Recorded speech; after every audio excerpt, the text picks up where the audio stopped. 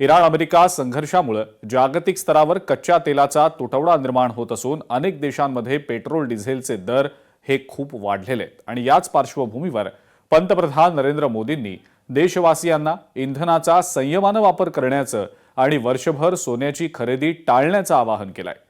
पंतप्रधानांच्या या आवाहनामुळे देशामध्ये आता संमिश्र प्रतिक्रिया उमटलेल्या आहेत।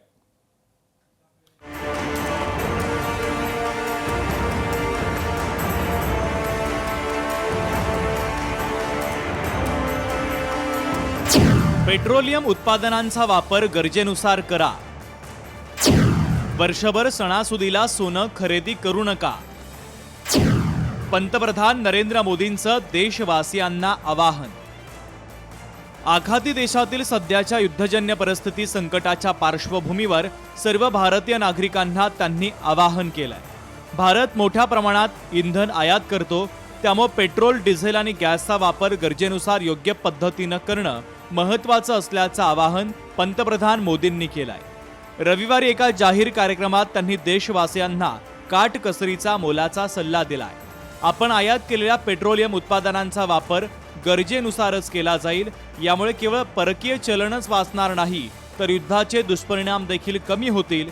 पंतप्रधान नरेंद्र मोदी यांनी देशवासियांना व्यवहारामध्ये काटकसर करण्याची 9 महत्त्वाची आवाहनं केली आहेत। दुनिया में पेट्रोल डीजल इतना ज्यादा महंगा हो गया है, पहले से कई गुना ज्यादा कीमतें बढ़ गई है। तो हम सबका दायित्व है कि पेट्रोल डीजल की खरीद पर जो विदेशी मुद्रा खर्च होती है, पेट्रोल डीजल बचाकर हमें वो मुद्रा भी बचानी है। हर परिवार अगर खाने के तेल में खाने का तेल का जो उपयोग करता है, अगर वो कुछ कमी करे, मैंने बार बार कहा है 10% कम करो। अगर हम तेल खाना कम करें ना, तो भी वो देशभक्ति का बहुत बड़ा काम है।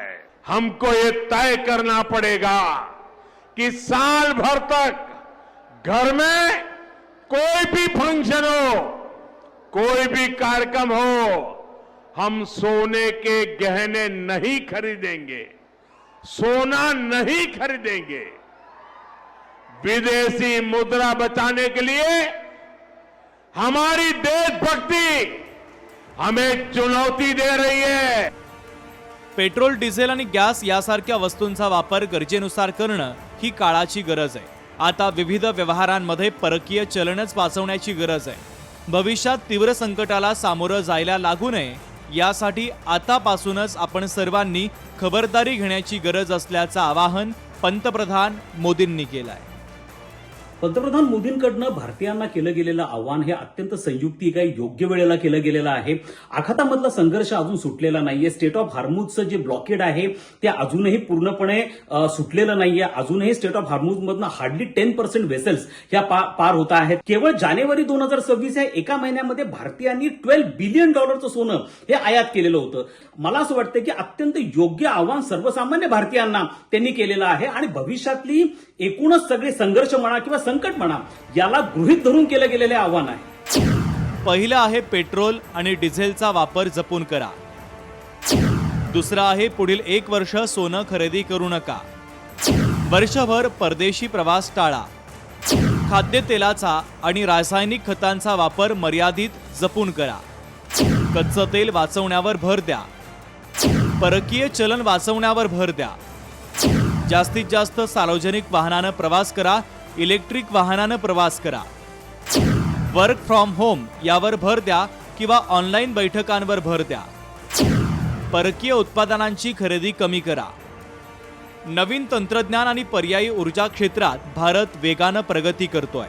सौर ऊर्जा उत्पादनात भारत जगातील अव्वल देशांपैकी एक महत्त्वाचा देश आहे। इतकंच नाही तर पेट्रोलमध्ये इथेनॉल मिश्रणाला प्रोत्साहन देऊन आयात इंधनावरील अवलंबित्व कमी करण्यात अभूतपूर्व प्रगती झाल्याचं पंतप्रधान नरेंद्र मोदींनी म्हटलंय। मोदींच्या आवाहनानंतर सत्ताधाऱ्यांनी मोदींच्या आवाहनाला समर्थन दिलंय। मोदीजींनी सांगितलेलं आहे की आपल्याला अनिर्बद्ध वापर करता येणार नाही।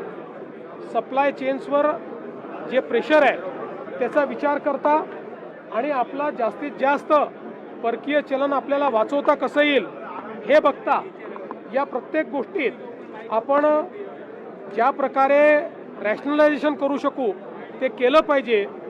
हे आव्हान अतिशय योग्य अशा प्रकारचं आव्हान आहे. मला असं वाटतं की माननीय पंतप्रधान नरेंद्र मोदींचं आव्हान स्वदेशीकडे झुकावाचं आहे.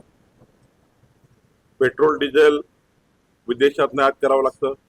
या महागाईचा फटका या देशाला होऊ नये म्हणून या ठिकाणी मला असं वाटतं हे आव्हान आहे. हे आव्हान सकारात्मक घेऊन जनतेने स्वदेशी वस्तूचा वापर करणे हाच या ठिकाणी महत्वाचा निर्णय घ्यावा. माननीय मोदीजींचा देशाला हे आव्हान आहे की आपण दुसऱ्या देशातून येणाऱ्या मालावर डिपेंड राहणंच कमी करूया. त्यातून आपलं चलनही वाचेल. त्यामुळे मला असं वाटतं की अतिशय योग्य आव्हान माननीय मोदीजींनी केलं आहे. ते देशाचं चलन वाचायलाही आवश्यक आहे, प्रदूषण वाचायला आवश्यक आहे. माननीय नरेंद्र मोदी साहेबांनी जे काही काल आव्हान केलंय ते वस्तुस्थितीला अनुसरून केलेलं आहे. आपण पाहतायत इराण, इराक असेल, इस्रायल असतील, या बाकी सर्व राष्ट्रामध्ये युद्ध कधी पेटेल हे काही सांगता येत नाही. आणि त्यामुळं इंधन पुरवठा मॅक्झिमम आपल्याला इराण ह्या साईडनेच होतो. आणि तो जर बंद झाला तर मात्र भारताला त्याचा फटका बसू शकतो. पंतप्रधान मोदींच्या आव्हानासंदर्भात काँग्रेस नेत्यांनी लोकसभेतील विरोधी पक्षनेते राहुल गांधी यांनी प्रतिक्रिया दिली. त्यांनी म्हटलंय की हे केवळ सल्ले नसून ते अपयशाचे पुरावे आहेत असा पलटवार राहुल गांधींनी केलाय. त्या पोस्टमध्ये त्यांनी पंतप्रधान नरेंद्र मोदी यांना तडजोड करणारे पंतप्रधान अर्थात कॉम्प्रोमाइज पीएम असं संबोधलंय. मोदीजींनी काल जनतेकडे त्यागाची मागणी केली. सोनं खरेदी करू नका, परदेशामध्ये जाऊ नका, पेट्रोल कमी वापरा, खाद्यतेल आणि इतर वस्तूंचा वापर कमी करा, मेट्रोनं प्रवास करा, वर्क फ्रॉम होम काम करा हे उपदेश नाहीत तर अपयशाचे पुरावे आहेत. 12 वर्षात देशाला अशा परिस्थितीमध्ये आणलं गेलं की आता जनतेलाच सांगावं लागतंय की काय खरेदी करावं आणि काय नाही, कुठं जावं आणि कुठं नाही. प्रत्येक वेळी जबाबदारी जनतेवर टाकली जाते जेणेकरून स्वतःची जबाबदारी झटकता येईल. देश चालवणं आता कॉम्प्रोमाइज पंतप्रधानांच्या आवाक्याबाहेर गेलंय अशी टीका काँग्रेस नेते राहुल गांधी यांनी मोदींवर केली आहे. लोका सांगे ब्रह्मज्ञान, स्वतः मात्र कोरडे पाषाण, अशा पद्धतीचं वर्तन देशाचे प्रधानमंत्री सन्माननीय नरेंद्र मोदीजींचं आहे. सकाळी सांगतात लोकांना की पेट्रोल कमी वापरा, डिझेल कमी वापरा, कार पुलिंग करा, मेट्रोचा वापर करा, आणि संध्याकाळी 100 गाड्यांचा ताफा घेऊन ते रोड शो करतात. लोकांना सांगतात तुम्ही फॉरेन टूर्स कमी करा, बंद करा, आणि आता ते 4 देशाच्या युरोपच्या दौऱ्यावर निघालेले आहेत. वास्तविक पाहता आपल्या चुकीच्या विदेश नीतीमुळे आज देशावर ही परिस्थिती आलेली आहे. परदेशातून आयात केल्या जाणाऱ्या वस्तूंचा अधिक वापर टाळल्यास त्यावर खर्च होणाऱ्या विदेशी चलनाची बचत होईल आणि भारतावर आंतरराष्ट्रीय घडामोडींचा कमीत कमी परिणाम होईल असा तर्क मोदींनी मांडलेला आहे. सोन्याचा, तेलाचा व्यवहार प्रामुख्यानं डॉलर्समध्ये केला जातो. जर आशियातली परिस्थिती चिघळली तर आपल्याला महागातलं तेल डॉलर्समध्ये खरेदी करावं लागणार आहे. त्यामुळे सध्याची परिस्थिती डॉलर्सची बचत करण्याची आहे असंही मोदींनी म्हटलंय. युद्धजन्य परिस्थिती नियंत्रणात आली नाही तर आर्थिक संकटाला सामोरं जावं लागेल याची चाहूल मोदी यांच्या आवाहनानंतर देशवासियांना आलेली आहे. ब्युरो रिपोर्ट, लोकशाही मराठी, मुंबई.